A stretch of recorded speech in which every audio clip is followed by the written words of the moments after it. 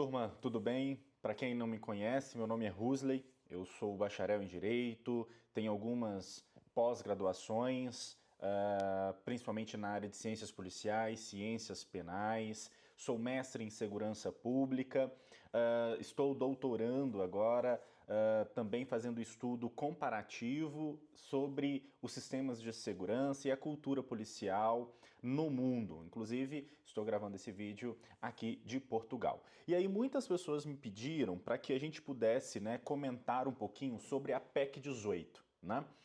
Então esse vídeo aqui, é claro que é um vídeo um pouco mais longo, por isso ele está sendo carregado no YouTube, para que você possa entender, aqueles que quiserem, É claro que, já iniciando, a minha questão aqui não é trazer nenhuma situação além ou aquém, ou uma questão política envolvendo o discurso da PEC 18 ou qualquer situação.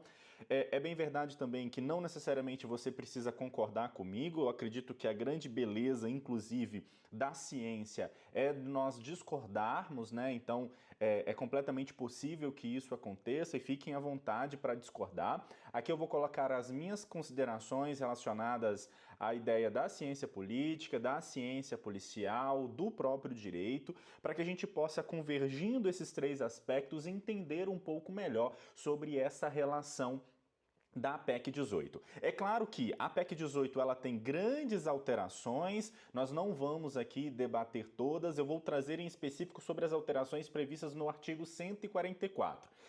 Eu, no próximo vídeo, vou trazer, após inclusive a situação ter sido passada pelo Congresso no que diz respeito ao Senado, O Congresso, para quem não conhece, para quem não entende muito, o Congresso Nacional, ele é a união entre a Câmara dos Deputados e o Senado Federal. Quando nós temos a proposta de uma PEC, ela precisa passar 2 vezes pela a Câmara dos Deputados e 2 vezes pelo Senado, tendo aí uma aprovação de 3/5 dos congressistas. Isso já aconteceu na Câmara dos Deputados, a PEC 18 já foi aprovada, então ela foi encaminhada para o Senado Federal, para que então possa ocorrer a votação no Senado. Se o Senado fizer alguma alteração substancial naquilo que ficou decidido pela Câmara dos Deputados, essa iniciativa então ela retorna para a Câmara dos Deputados para uma nova aprovação. Então a gente ainda tem um caminho, eu poderia dizer que nós estamos aí em 30%, 40% do caminho legislativo de aprovação. Claro que todos aqueles caminhos de propositura, de debate já foram superados, que representa aí uma grande influência em relação à própria PEC, mas aqui nós vamos focar naquilo que já está colocado, embora não esteja em vigor, porque precisa ser aprovado pelo Senado. Inclusive, algumas mudanças tendem a ocorrer no Senado Federal, tá? Algumas mudanças tendem a ocorrer no Senado Federal. Eu costumo dizer que o sistema de segurança público brasileiro é um sistema de segurança muito arcaico. Nós temos uma estrutura baseada em 1988 com a nossa Constituição, mas que não é nova, Ela vem de 1967, através da época em que nós tínhamos a própria questão da ditadura. Então, o nosso sistema de segurança ele é muito arcaico ainda, ele é muito longe de grandes debates internacionais. O que eu sempre falo, inclusive, é que quando nós falamos de segurança pública do Brasil, nós não temos nenhum outro país que tenha a mesma estrutura organizacional e as mesmas questões que o Brasil. Então, por exemplo, aqui na Europa nós temos diferenças substanciais. Por exemplo, aqui em Portugal nós temos uma estrutura de polícia diferente da Espanha, que é diferente da França, que é diferente da Itália, embora exista um fio condutor aí entre todas essas dinâmicas, o que não acontece no Brasil. Então nós temos questões muito próprias, Existência de instituições e de competências muito específicas, ausência de conversa entre as instituições, o que também não é uma grande novidade. Isso também acontece, inclusive aconteceu na Bélgica, A grande alteração na estrutura policial da Bélgica foi justamente porque a Bélgica não conversava, As instituições policiais não conversavam e houve uma grande situação envolvendo um sequestro, né, de crianças, e aí houve uma necessidade de alteração e foi alterado. A Holanda também, que é o que nós conhecemos como Holanda, mas o nome técnico é Países Baixos, também passou por uma grande alteração no seu sistema de segurança pública, tudo isso a partir dos anos 2000, coisa que o Brasil ainda não passou, né? O Brasil não teve grandes alterações desde 1988 e a gente pode retornar até 1967, também quando nós tivemos aí sim uma grande alteração no sistema de segurança brasileiro. Pois bem, então nós vamos debater aqui algumas questões relacionadas ao próprio sistema de segurança e essas alterações propostas pelo Senado Federal. Então você está vendo aí na tela, essa é a proposta que consta no site do Senado Federal, então é a emenda que nós temos aqui, a emenda 18, tá, de 2025, ela tem grandes alterações, elas alteram todos esses artigos aqui elencados, mas o que mais é importante para a gente é o artigo 144, que é o que nós vamos comentar aqui, tá? Então, esse é um artigo que eu quero trazer aqui para a nossa discussão. Então, nós vamos trazer essas discussões para que vocês possam entender um pouquinho como que vai ficar, né, essa nova possibilidade de sistema, né? Então, a primeira coisa é no próprio caput. O que seria caput para quem não é do direito? Caput seria aquela cabeça, né? A parte inicial. Até então, nós temos na Constituição Federal apenas um artigo que trata dessa relação de segurança pública. Nós não temos aí mais de um artigo relacionado a essa questão. Então, isso é um ponto importante, tá? Para a gente saber. Então, é muito necessário de que vocês entendam essas questões. Peço desculpa porque eu vou beber um pouquinho de água durante a fala, porque eu não quero ficar cortando o vídeo. Bom, vamos lá. A primeira grande alteração que nós temos é já no caput do artigo 144. Como que estava o nosso caput, né? Então, como que era descrito o caput da nossa Constituição? Como é descrito o caput da nossa Constituição? Vocês podem ver aí, o caput é essa parte aqui. Nós, como eu disse para vocês, o artigo 144 é o único artigo que nós temos na nossa Constituição que trata sobre segurança pública. Então nós temos aí o caput que diz o seguinte: a segurança pública, dever do Estado, direito e responsabilidade de todos, é exercida para a preservação da ordem pública e da incolumidade das pessoas e do patrimônio através dos seguintes órgãos. Então essa é a grande alteração que nós já tivemos. Aqui nós precisamos entender, antes de continuarmos, que nós somos um país federação, né? Nós somos um país federativo. O que significa isso? Nós temos divisões administrativas e políticas, no caso os municípios, estados, Distrito Federal e a União, que comandam o país, né, com autonomia. Então, não é soberania, porque soberania é quando nós falamos do conjunto, então o Brasil é soberano, mas nós temos autonomias. Então o município ele é autônomo, os estados são autônomos, o Distrito Federal é autônomo e a União ela é autônoma. Todas essas esferas federais, federativas, elas possuem ali os seus chefes, né? Os chefes do Executivo e do Legislativo, e no caso do Estado e da União, nós também temos o chefe do Judiciário, porque nós não temos o poder judiciário na esfera municipal, né? Nós temos apenas o poder legislativo e o poder executivo. Então, nós temos que entender que no Brasil a autonomia ela é compartilhada. Então, a gente tem uma péssima cultura de achar que o federal é melhor que o estadual e que é melhor do que o municipal. Nós temos exemplos gigantescos de estados que são muito mais organizados do que a União, de municípios que são muito mais organizados do que alguns estados. Nós temos, então, uma diversidade aí de ações. É claro, tendo mais de 5 mil municípios, fica um pouco mais difícil nós termos uma unificação aí dos municípios, mas nós temos essas autonomias. E isso é muito importante de falar. Por isso que lá no artigo 144 atual, inclusive isso já foi decidido pelo STF, essa interpretação, também nós temos uma lei, que é a Lei 3.675, que é o SUSP, o Sistema Único de Segurança Pública, que também aduz essa informação, embora não precisaria, mas no Brasil a gente precisa falar o óbvio dentro do direito, o óbvio precisa ser dito. Então, nós temos que entender que quando a Constituição usa o termo Estado, ela está querendo falar do Estado brasileiro dentro de suas autonomias. Então, isso inclui os municípios, os estados, propriamente dito, o Distrito Federal e a União. Então, quando no artigo 144 é dito que a segurança pública é dever do Estado, está falando que é dever dos municípios, dever do Estado, propriamente dito, do Distrito Federal e da própria União. Né? Então existia aquele pensamento de que segurança pública era apenas responsabilidade do Estado propriamente dito, Estado do Espírito Santo, Estado das Minas Gerais, Estado de São Paulo, mas não, né? Isso já foi superado, né? Eu acredito que quase ninguém debate isso. Quem debate isso não tem um conhecimento, né, propriamente, mas nós já temos isso solidificado, inclusive juridicamente e legislativamente, tá? A alteração, ela vai passar a ser assim. Essa é a nova estrutura do caput do artigo 144, tá? Então essa é a nova estrutura do caput do artigo 144.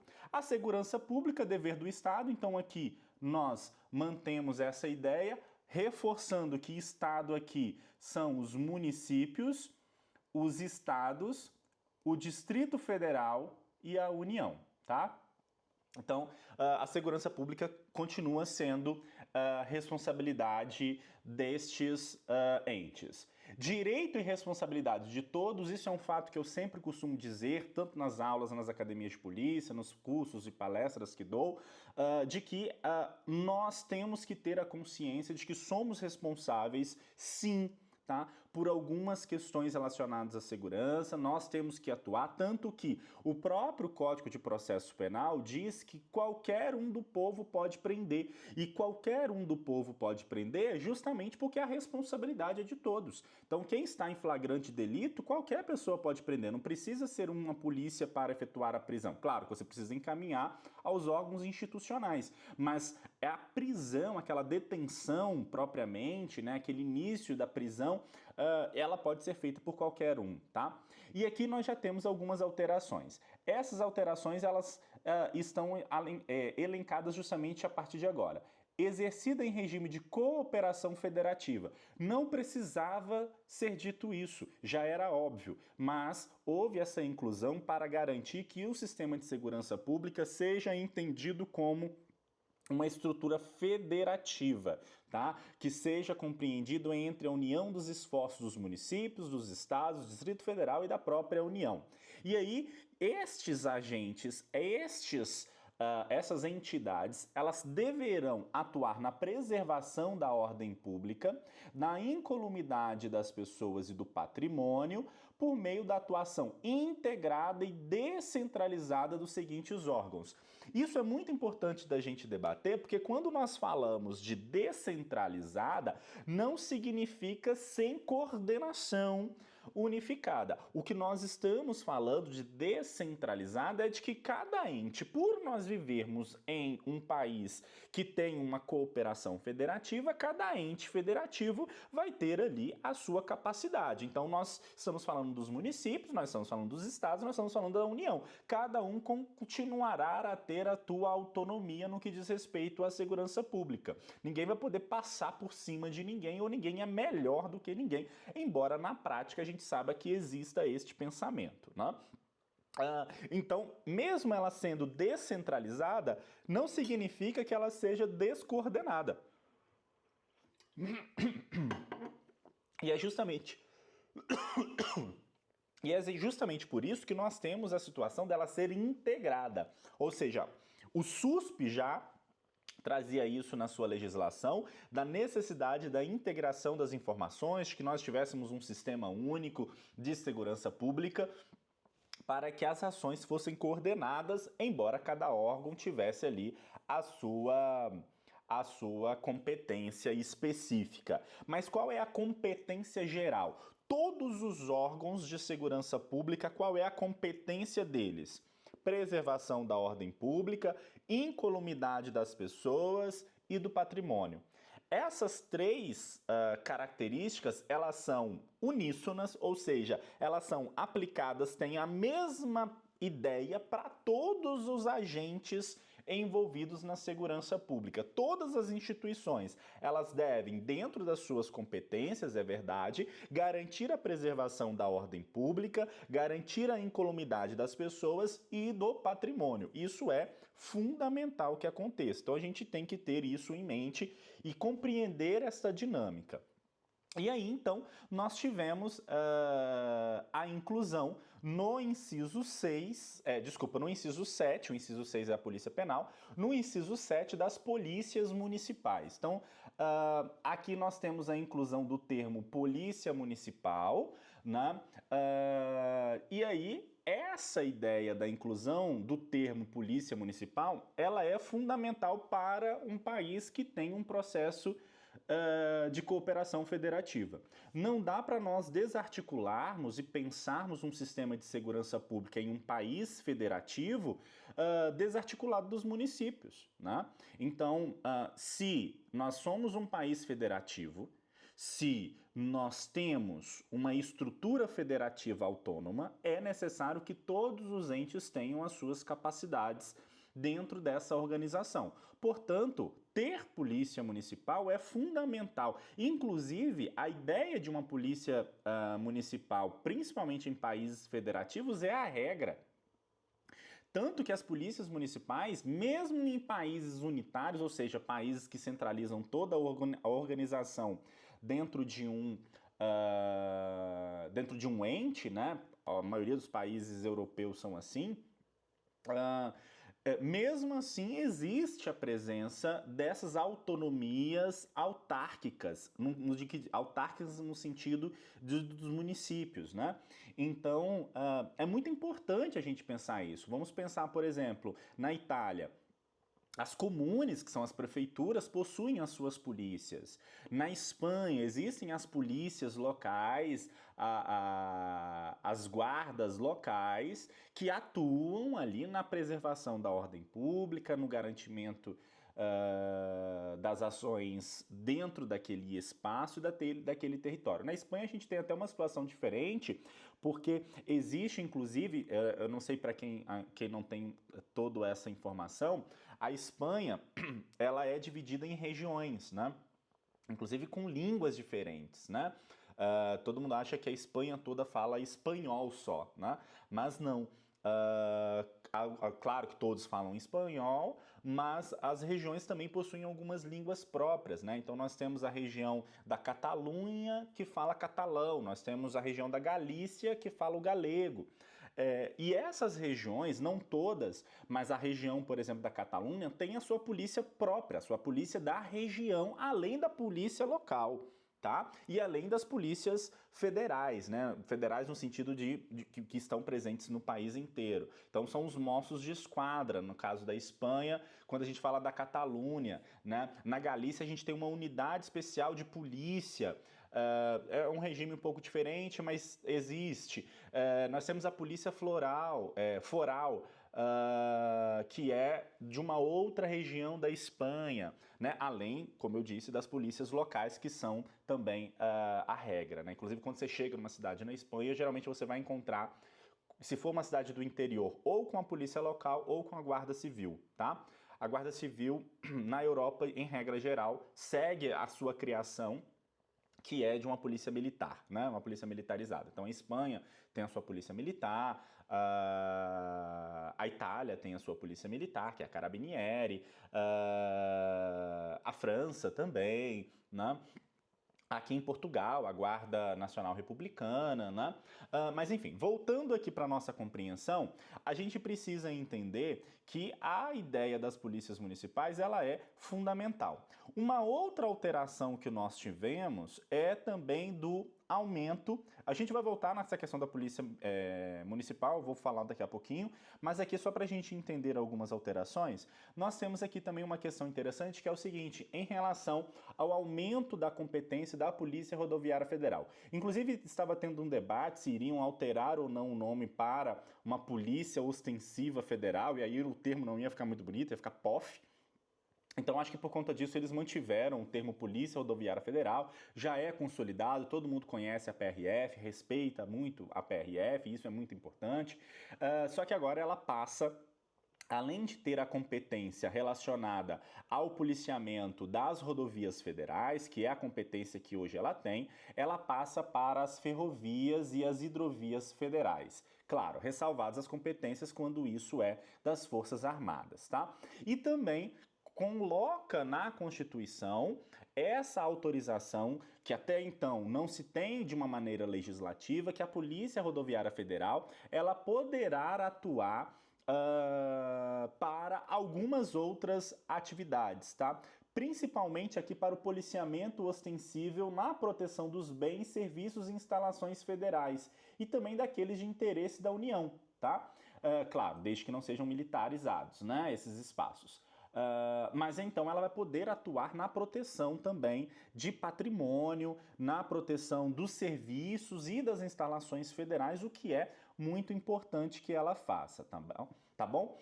Também ela vai ter aí a possibilidade de atuar, isso aqui trazendo, ela já faz isso, mas como eu disse, não é algo que está legalizado e constitucionalmente previsto.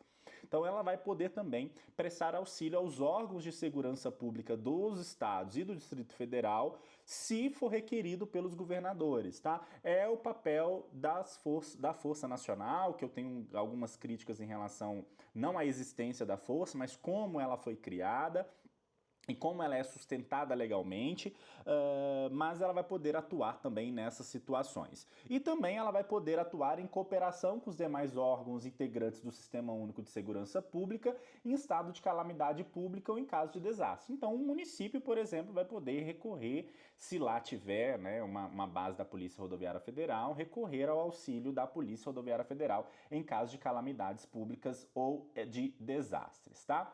Nós tivemos também uma organização mais própria das polícias penais. Aqui eu acho que poderia ter avançado um pouco mais, não avançou em tudo que deveria. Eu acho que as polícias penais, elas possuem uma capacidade extremamente de atuação, então eu ainda acho, aqui é uma opinião minha, um posicionamento meu como cientista, como pesquisador e como cidadão.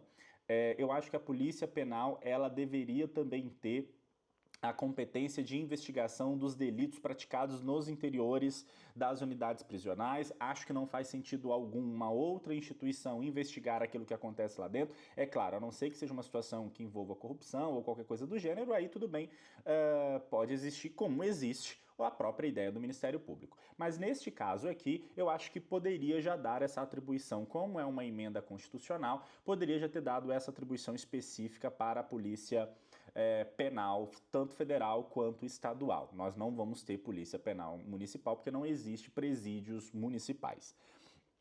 Então as polícias penais, tanto a federal quanto as estaduais e a distrital, ela vai passar a ser um órgão de natureza civil, então ratificando esta informação, assim como as guardas, a polícia municipal, assim como a polícia civil, assim como a polícia rodoviária federal, tem essa natureza civil muito bem definida. Aqui a Constituição reforça essa ideia para que não corra aí nenhuma possibilidade de uma militarização das polícias penais. Então elas são de natureza civil, estruturada em carreiras, então é necessário que você, para atingir o topo, você tenha entrado nessa estrutura, tá? Então é importante isso, inclusive para os próprios policiais penais.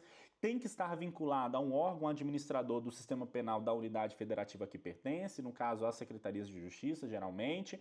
E qual é a função dela? A custódia, a ordem, disciplina e segurança dos estabelecimentos penais na forma da lei.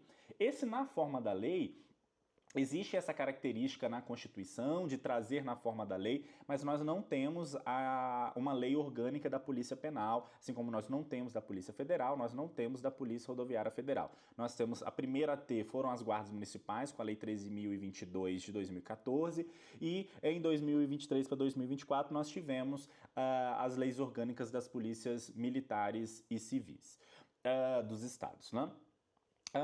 E aí nós temos também a inclusão, e aqui foi muito bem feito, ao sistema socioeducativo como uma previsão legislativa constitucional que traz um respaldo para os agentes socioeducativos, que é fundamental. Então, o sistema de segurança pública, ele passa, sim, pela proteção do sistema penitenciário, pelo sistema socioeducativo. Então, é necessário que todos esses órgãos estejam integrados. E aqui a Constituição, então, traz lá no parágrafo 5º, que é a sugestão que ainda está em tramitação no Senado, de que o sistema socioeducativo dos estados e do Distrito Federal, eles têm a competência da segurança e gestão das unidades socioeducativas. Não traz mais informações, não fala em carreira, não fala ali em algumas questões, como é dito das outras instituições, seja a Polícia Municipal, seja a própria Polícia Penal, a própria Polícia Rodoviária Federal, mas ele já traz essa previsão, que é importantíssimo para o sistema socioeducativo no Brasil, tá? Depois ele vai trazer o parágrafo 6º, que é em relação às polícias militares e os corpos de bombeiros militares do Brasil, juntamente com as polícias civis, e aí ele vai trazendo, né, essas questões de subordinação e nananã, quem é que manda na Polícia Militar, no Corpo de Bombeiro, na Polícia Civil, nas polícias penais e no sistema socioeducativo. Quem manda são os governadores, né? Então isso já acontece, não tem nada de novo, só houve essa alteração. E aqui nós voltamos à ideia das polícias municipais. Por quê? Porque a Constituição, embora nós já tenhamos uma decisão do STF em que ratifica todos os posicionamentos relacionados às guardas municipais como uma instituição que faz policiamento ostensivo e comunitário, que atua diretamente na segurança pública, que integra a segurança pública, que tem competência, sim, para abordagens, para prisão em flagrante, para a atuação na preservação da ordem pública. Então todas essas questões já estão muito bem resolvidas, embora algumas pessoas acreditam que não, mas sim, o STF já definiu isso num tema. E também nós temos a própria legislação, que é a Lei 13.022, que ela foi considerada constitucional, que tem diversas competências lá no artigo 4º e no artigo 5º, que passa pela proteção das pessoas que utilizam os bens, serviços e instalações do município. Então nós temos aí todo o aparato das guardas municipais. Aqui eu não sei o porquê no Brasil nós temos uma necessidade de colocarmos o nome polícia, porque isso no mundo não acontece. Então nós temos aqui em Portugal a Guarda Nacional Republicana, que chama guarda, mas é uma polícia, a Guarda Civil na Espanha, que é uma polícia, as guardas locais na Espanha, que também são polícia, a Carabinieri na Itália, que também é polícia, mas não tem o nome polícia, os Mossos de Esquadra, que é polícia, mas não tem o nome polícia. A Gendarmerie, não sei falar francês, mas que é uma polícia francesa, que não tem o nome polícia, mas é polícia. A Garda, na Irlanda, que também não tem o nome polícia, tem o nome guarda, mas é polícia. Então, assim, a gente tem uma mania no Brasil, né, de problematizar as coisas, eu não sei o porquê, mas essa problematização, ela foi importante por quê? Porque como nós temos essa questão cultural que a gente precisa levar em consideração no Brasil, a gente precisou de uma alteração de nomenclatura. Então, num primeiro momento, tinha sido proposto o termo Polícia Comunitária Municipal ou Polícia Municipal Comunitária, um nome que não me soa muito bem, Eu preferiria, inclusive, que fosse polícia local em vez de polícia municipal, mas é uma posição minha pelos estudos que faço, mas é apenas uma questão de sonorização do termo, né? E para sair também da ideia de uma PM, né, que já está ligada à polícia militar, e polícia municipal também vai ter essa sigla, né? Claro que vai ser de uma outra forma, mas eu teria ido para a polícia local e não para a polícia municipal. Mas nós vamos ter aqui algumas questões que precisam ser comentadas com vocês, tá? Eu sei que o vídeo está ficando um pouco longo, mas o intuito é para quem vai assistir esse vídeo que tenha um conhecimento mais aprofundado mesmo das discussões envolvendo essa situação. Então, o que diz o parágrafo 8º atual, tá? Então, vou voltar aqui para vocês o parágrafo 8º atual, tá? Ele diz o seguinte: os municípios poderão constituir guardas municipais destinados à proteção de seus bens, serviços e instalações, conforme dispuser lei. Que lei é essa? É a Lei 13.022 de 2014. Inclusive, foi a primeira instituição de segurança pública a ter uma legislação relacionada a um mandamento constitucional. E aí nós temos aqui uma alteração, tá? Que mantém-se o parágrafo 8º. O parágrafo 8º ele não vai ser suprimido, tá? Então nós vamos ter a possibilidade dos municípios continuarem constituindo guardas municipais, tá? Mas houve uma inovação aqui, que é a criação do parágrafo 8º-A, tá? O parágrafo 8º-A diz respeito ao inciso 7º que foi incluído, que é o inciso das polícias municipais. E ele traz para a gente o seguinte: os municípios poderão constituir polícias municipais de natureza civil, organizada em carreira, o que já é previsto na 13.022 para as guardas municipais, o que foi previsto nas polícias penais, que a gente acabou de ver, e aí reforça essa informação para a realização de ações de policiamento ostensivo e comunitário. Então, as polícias municipais elas terão que atuar de maneira ostensiva e comunitária. A Lei 13.022 já determina isso, que coloca a função preventiva municipal lá no seu artigo 2º, que fala que é um órgão de carreira, que é um órgão de natureza civil, de natureza armada, pressupõe a ideia de comunitário, embora não tenha esse termo propriamente dito, mas a atuação preventiva pressupõe uma ideia comunitária também, embora exista uma grande discussão, e eu vou gravar um vídeo sobre isso, sobre o que é de fato policiamento comunitário, como se compreende isso, e como a gente pode articular a ideia de policiamento comunitário como ação e a ideia da polícia comunitária como filosofia para a cultura brasileira, principalmente dentro de alguns municípios e de alguns estados. E aqui nós temos algumas questões importantes para serem debatidas, e aqui eu tenho algumas questões também de críticas. Lá no inciso 1 do parágrafo 8º-A diz o seguinte: será realizada acreditação periódica pelo Conselho Estadual de Segurança Pública e Defesa Social, em conformidade com padronização nacional prevista em lei federal. Nós ainda não temos essa lei federal, não sei se eles vão se utilizar da 13.022, a gente não sabe como é que vai ficar isso. Só que essa ideia de acreditação, eu acho que ela vai contra a própria ideia da Constituição, né? Eu entendo, eu não posso usar o termo inconstitucional. Por quê? Porque é a própria alteração na Constituição. Agora, eu posso sim dizer que vai ao encontro da ideia de uma república federativa, que é o caso do Brasil. E isso acontece muito mais por uma cultura que nós temos no Brasil do que propriamente dito por uma questão técnica ou por uma questão necessária. Por quê? Porque essa ideia de, para a existência de manutenção de uma polícia, você precisa que um outro corpo autorize, e este outro corpo nem é da própria entidade responsável, você quebra o princípio da autonomia federativa. Quem tem que ter a capacidade de manter a sua organização é a própria entidade, então é o próprio município, assim como quem decide a existência da polícia militar ou não e a forma de existência dela, claro, baseado em normas, é o Estado, assim como quem decide a organização da Polícia Federal, Rodoviária Federal, Polícia Penal Federal, é a União. Então, eu acho que isso afronta a ideia de um sistema republicano federativo, que é o caso do Brasil. Acho que isso vai ao encontro a esse sistema, acho que isso não pode acontecer, entendo o porquê que acontece, justamente por essas questões culturais que nós temos no Brasil, mas para mim não faz um sentido nem técnico, nem legal fazer essa acreditação. Por quê? Porque as polícias, elas são subordinadas ao Ministério Público, à sua ouvidoria e à sua corregedoria e ao judiciário. Então, não tem como você fugir disso.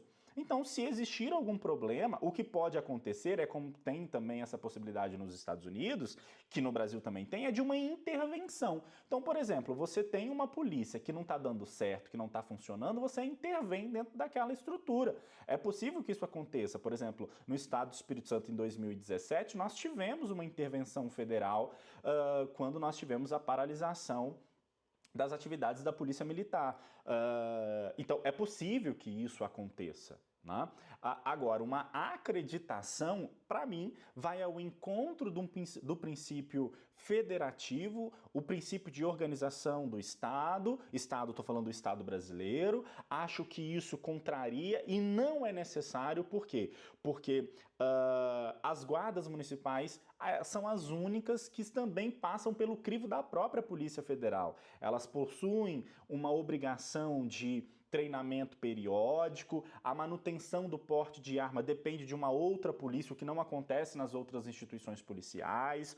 Então, ela já tem, né, toda uma estrutura necessária para a sua organização, além dela ser, como eu disse, ter a sua corregedoria, ter a sua ouvidoria, ter aí o Ministério Público como órgão fiscalizador, o que inclusive na PEC trata isso de uma maneira mais explícita. Então, nós já temos esses mecanismos de intervenção, de proteção e de controle. Não é necessário ter um outro que, neste caso, para mim, afronta o princípio da federação, né, do princípio federativo do Estado brasileiro. Por quê? Porque você coloca uma entidade estadual para determinar a existência de uma entidade do município, sendo que o município tem autonomia. Para mim, isso não é viável constitucionalmente, tá? Mas como está na Constituição, é possível que isso aconteça, tá?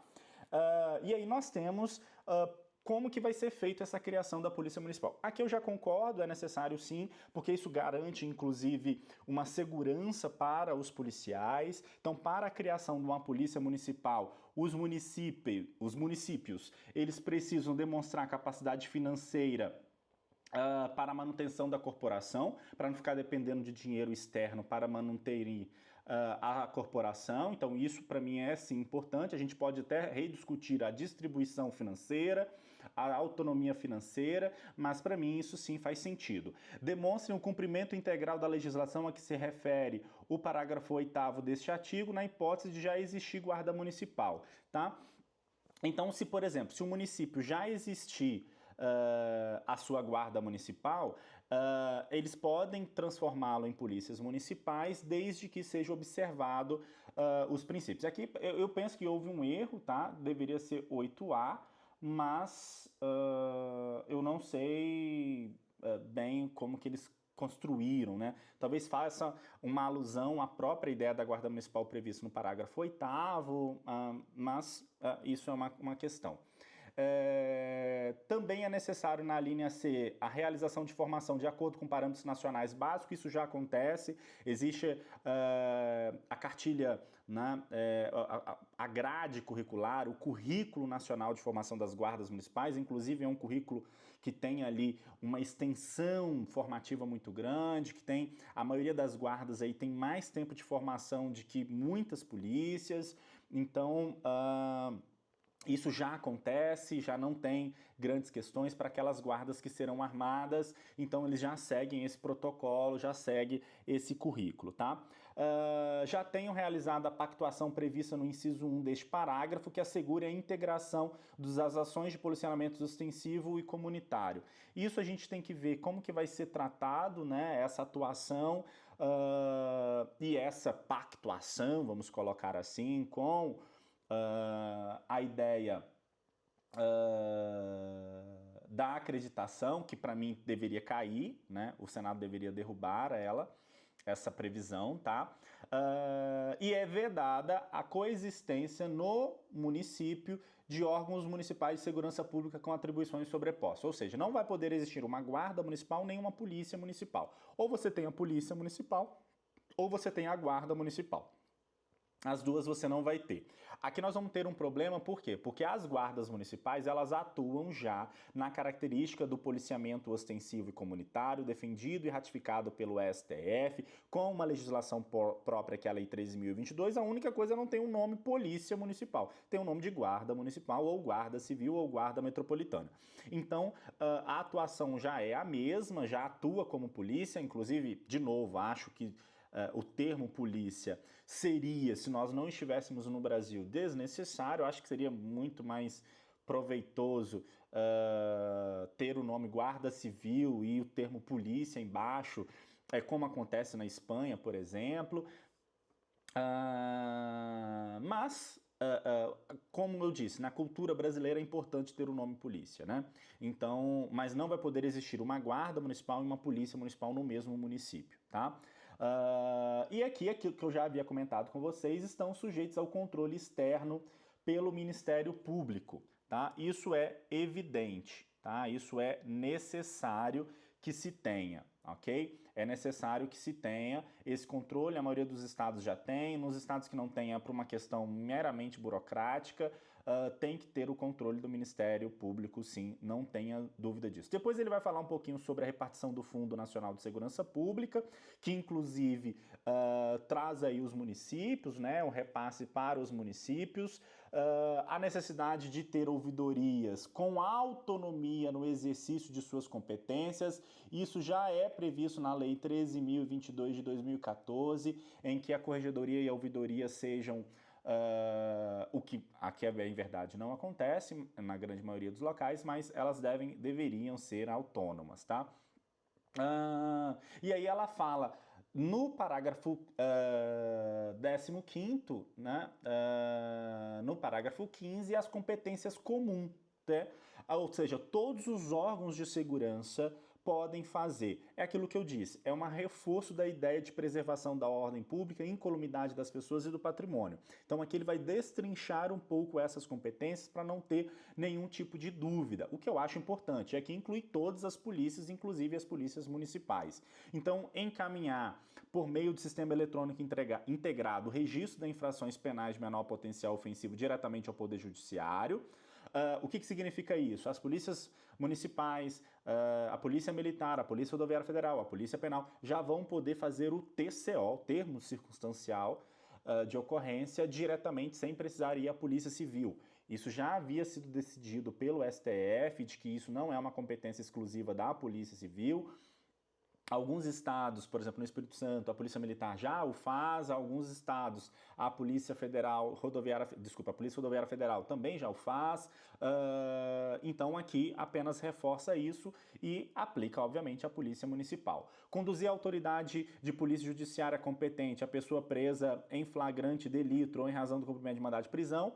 Isso também é óbvio, tá? Já era previsto, por exemplo, na 13.022 para as guardas municipais. As outras instituições em 2023 e 2024 já tinha essa previsão nas leis orgânicas, mas é algo bem próprio, né? Isso já acontece, né? E já tem. E conduzir a autoridade à pessoa em descumprimento de medida cautelar de natureza penal, protetiva, disciplinar, socioeducativa e em cometimento de falta grave. Isso daqui é uma novidade que eu acho muito importante, que é toda aquela questão que é o seguinte: você para na rua, encontra um indivíduo que está com a tornozeleira, mas não está fazendo o cumprimento que deveria fazer, você não pode fazer nada, você só tem que fazer um boletim de ocorrência. Agora você pode conduzir essa pessoa, agora sim, depois que foi aprovado, você vai poder conduzir essa pessoa, qualquer uma das entidades, qualquer uma das instituições previstas no novo artigo 144, poderá conduzir a autoridade essa pessoa que descumpriu essa medida cautelar, seja de natureza penal, seja de natureza protetiva, seja de natureza disciplinar, socioeducativa ou em cometimento de falta grave. Isso é muito legal, muito interessante, precisava mesmo dessa previsão, não precisaria vir na Constituição, mas é muito importante. E uma outra coisa que aconteceu, e aqui eu não vou mais entrar em detalhes para não ficar mais extenso o vídeo, uma outra questão que aconteceu foi do Sistema Único de Segurança Pública, né? O Sistema Único de Segurança Pública sai de uma lei ordinária, que é a Lei 3.675 de 2018, e passa a integrar a Constituição, né? Então ela vai trazer ali algumas questões relacionadas, como eu vou mostrar aí para vocês, algumas questões relacionadas à própria organização do Sistema Único de Segurança Pública. Aqui nós temos apenas uma questão, que é no parágrafo 5º, que eu acredito que precisa ser alterado no Senado, para que possa incluir o inciso 7º, que são as polícias municipais, a competência também de prevenir e reprimir as infrações praticadas por organizações criminosas de qualquer natureza, milícia privada e contra o meio ambiente na forma da lei, tá? Acho que aqui foi uma falha, eles esqueceram que tinham colocado mais um inciso no caput do artigo 144, então aqui tem que incluir o inciso 7º. Acho que essa alteração ela é importante. Então, de um modo geral, nós temos essas questões, né? E depois a gente vai para o sistema de políticas penais, que também são alterados, né? De que também é uma necessidade dessas alterações. Eu acho que poderia trazer mais alterações, mas não trouxeram. E também uma alteração que eu acho que deveria ter trazido é a criação da polícia científica. Acho que a criação da polícia científica é importante, é necessária, mas não optaram nessa PEC, né? O que é uma falha, eu acho que é uma questão que poderia ter sido, sim, tratada, mas não o foi, tá? Então, aqui eu tratei com vocês de todas essas novas alterações propostas ainda no Senado, mas lembrando, estas propostas, elas ainda estão no Senado, dependem dessa votação no Senado. Se houver alguma alteração substancial, como eu espero que exista, volta para a Câmara dos Deputados para nova votação e aí depois para o presidente para promulgação e aí então passa a integrar a nossa Constituição e o nosso ordenamento jurídico no Brasil. Se você ficou até aqui, quero te agradecer, deixa, se você puder, uma mensagem aí. Me siga também nas redes sociais, tá? Estou aí à disposição, vai aparecer aí para vocês, né? As minhas redes sociais. Então, obrigado por curtir e por compartilhar e por estar aqui assistindo esse vídeo. Vou trazer novos vídeos, né, focados também nessas discussões mais técnicas, mais legalistas, mais acerca do sistema de segurança pública no Brasil. Então é isso. Muito obrigado por você ter assistido e por ter ficado até aqui e até já.